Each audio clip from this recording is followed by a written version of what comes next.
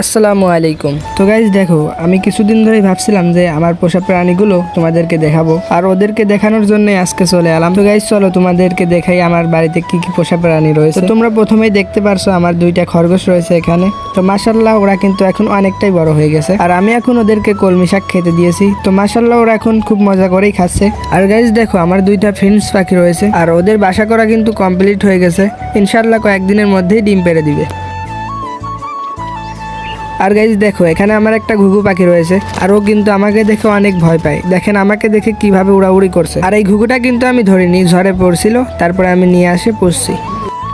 আর guys দেখো, এখানে আমার দুইটা বাজরিকা পাখি রয়েছে, আর ওদের বয়স কিন্তু অনেক হয়ে গেছে, তাই এখন আর ডিম বাচ্চা করে না। আর বয়স বেশি হলেও মাশাআল্লাহ ওরা কিন্তু এখনো সুস্থ আছে। তো গাইজ এই ছিল আমার আজকের ভিডিও। তো গাইজ এইগুলোই আমার পোষা প্রাণী, আর কিছু কবুতর ও মুরগি আছে। তো গাইজ আজকের ভিডিওটা এই পর্যন্তই। ভিডিও ভালো লাগলে like, comment, share and subscribe করে দিবা। আল্লাহ হাফেজ।